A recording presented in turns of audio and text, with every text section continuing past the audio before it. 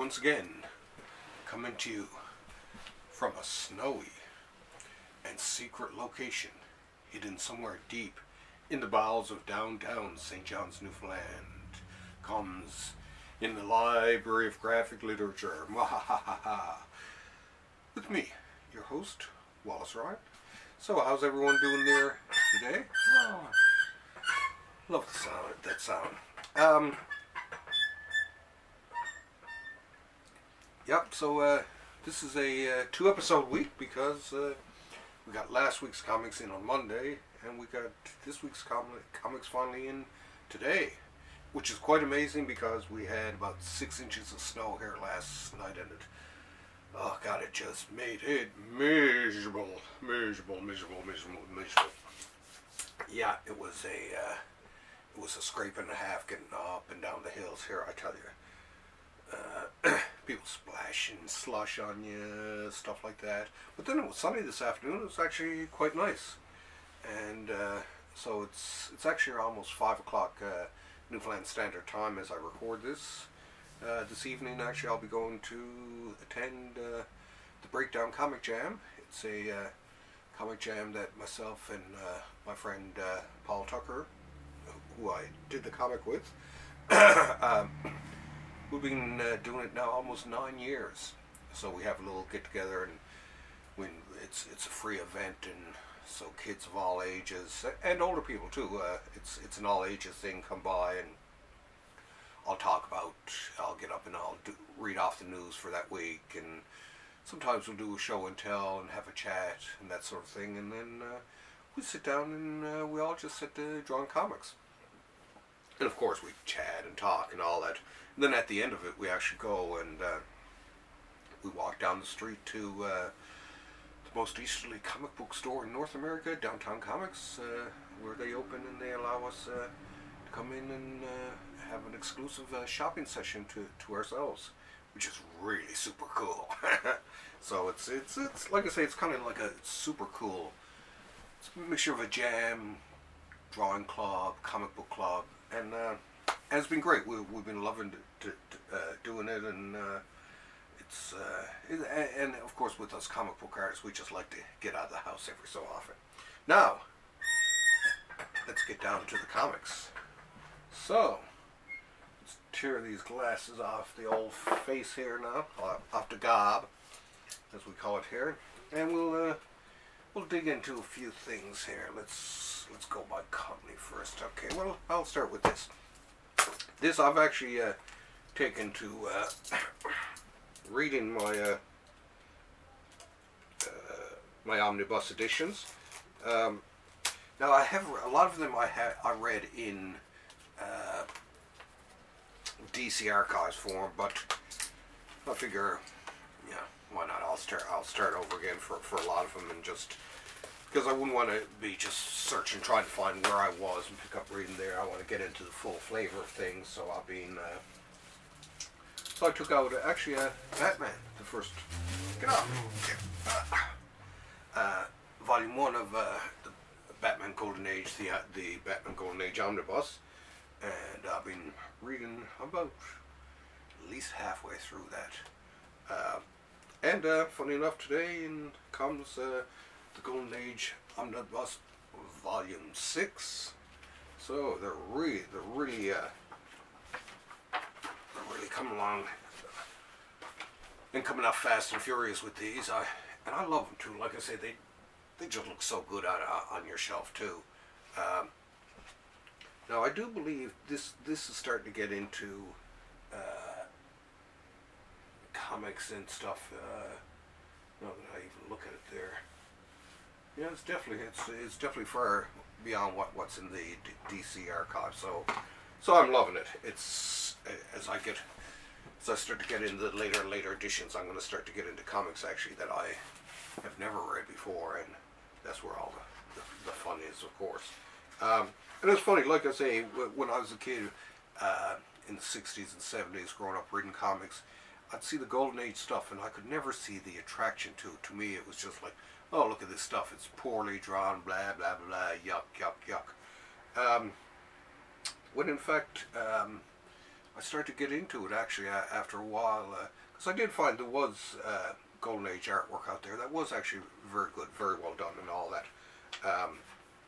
And even if the artwork wasn't the best, sometimes the stories were kind of cool too. So this is a little like the comics, like movies and literature from different ages, gives you a glimpse back into those times, and it's kind of neat to get a glimpse back into the golden age of comics, not only through the art but through the stories and the feel for the world at the time. Then now this has art by, well, so-called art by Bob Kane, but Dick Sprang, Jim Mooney, Charles Paris, Luce, Sayre, Schwartz, Paul Cooper, and a lot more.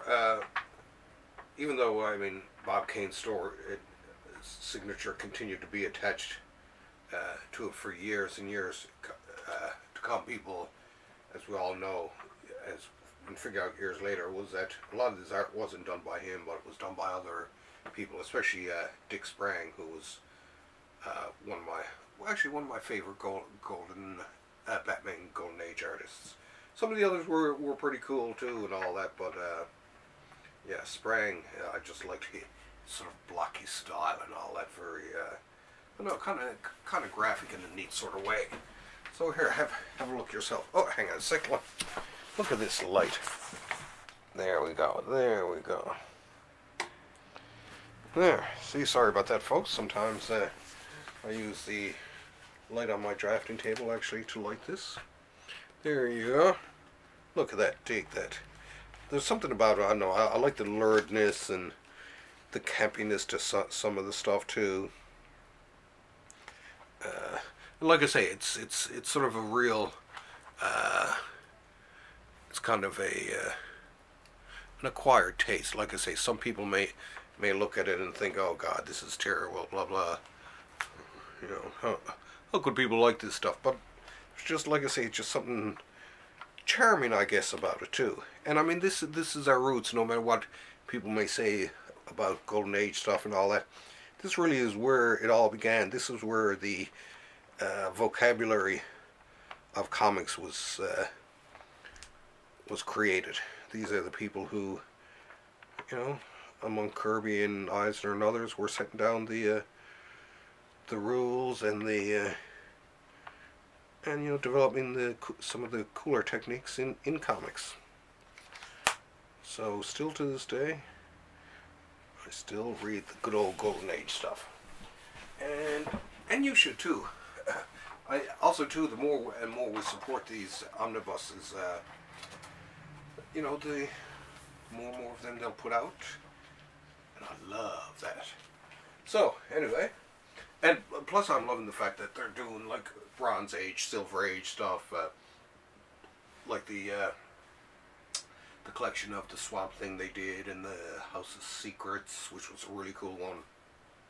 And I hope they do a lot more of the horror ones from the early 70s and the mystery comics, because there's a lot of great art from the early 1970s there. Well worth it. Bit of Earl Grey tea there tonight. Okay, let's move on now. Down the aisle, across the aisle, I guess, as we say here in Canada, and they probably say in London. Across the aisle we have, as they say down the States too in terms of Congress, across the aisle we have DC Comics here now.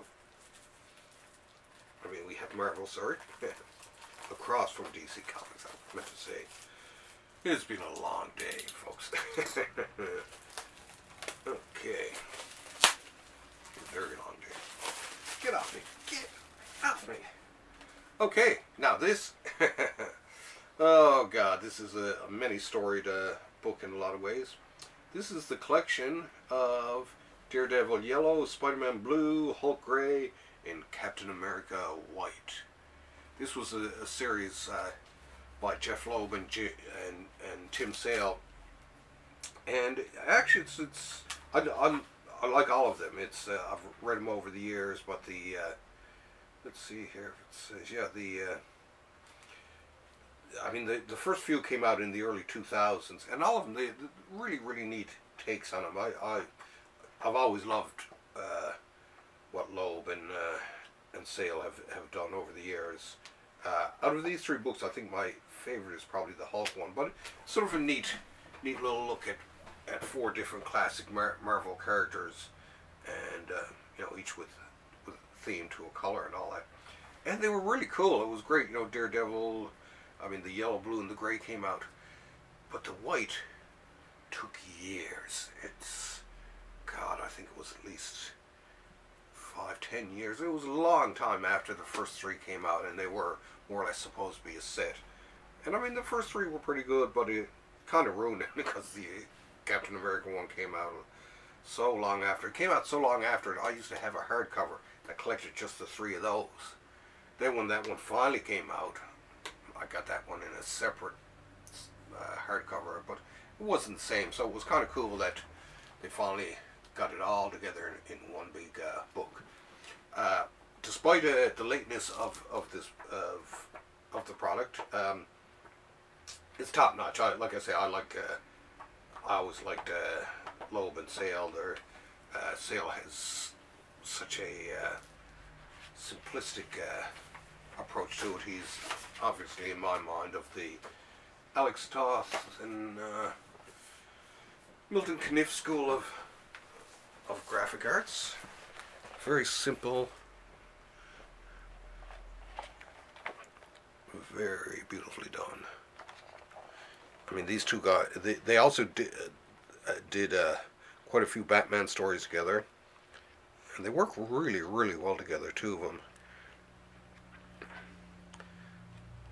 But yeah, sort of really different approaches to it.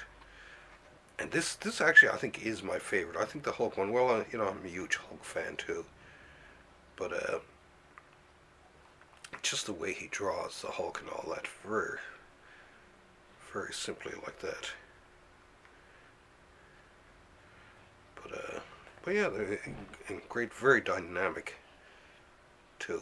Sale is, or Sal, is one of the, I think, one of the more underrated artists out there over the past 20 years, 25 years, definitely. As a matter of fact, I can even remember when he did Challengers. That was it, Challengers of the Unknown. The two of them did. I think that was their first thing together that came out in the 90s, and I thought that was pretty cool. I was a big Challengers fan myself too. But anyway, to me, anything with Jeff Loeb's name on it and Sal's name on it, or Sale, whatever, worth buying. So good to have that collection up finally all in one big book. Once again, from Marvel Comics, Marvel Universe, by John Byrne. Oh, this thing's a heavy thing. Now, this I got mainly for a couple of the odd comics here and there that I didn't have collected in other books. So I mean, there's a fair amount of some of the stuff in here that I do have in other books. The Iron Fist, I have them in the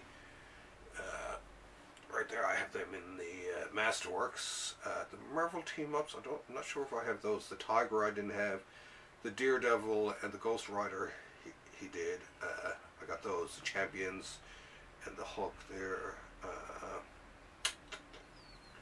Yeah, parts of the Pegasus Project. Bizarre Adventures. There's a couple of odd ones here. Star Brand, I don't have any of those actually. And then the later ones, a lot of those I actually don't have. But yeah, so I got it in basically just as a fill-in omnibus to get all the stuff. I was a huge John Byrne fan when I was growing up, right? So I mean, all these comics, I had all these comics. Funny enough, the the cover, I just realized this because I thought about this because I had this comic too. This is, I do believe, a Walt Simonson. Yep, the cover is actually a Walt Simonson cover. Now I do believe, get off me. I do believe Byrne inked it though. It's oh, I love that crack here. Let's see, cover artists: John Byrne, Walt Simonson, and Veronica Gandini. Okay, so but yeah, it's worth.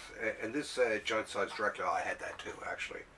So I had a lot of the the early work. And I can remember as a kid buying, the first one I bought was, I think it was it was this one, volume 3. I seen it in the store. I was, of course, a teenager at the time, and it just looked cool. I was more or less still more DC fan, but I'd been straying more and more into Marvel at the time, and I started reading this, and I loved it. I really, really thought that Iron Fist was really cool, and I kept on buying it, and I stayed with this new Byrne guy who I thought, you know, geez, this guy's pretty good.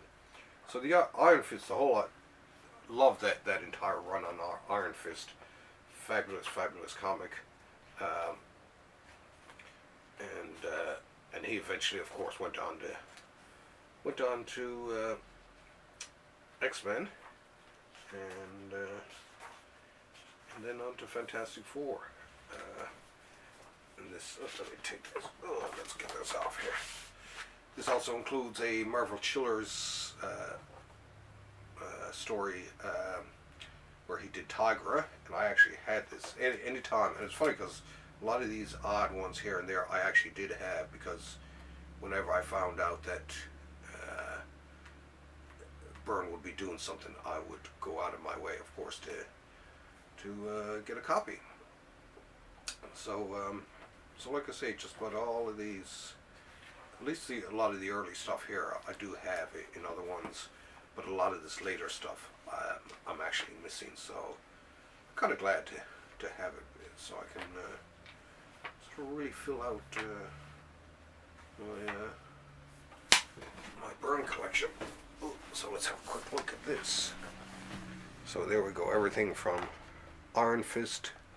Iron Fist, so cool, great layouts, stuff like that. I even had these Marvel team-ups.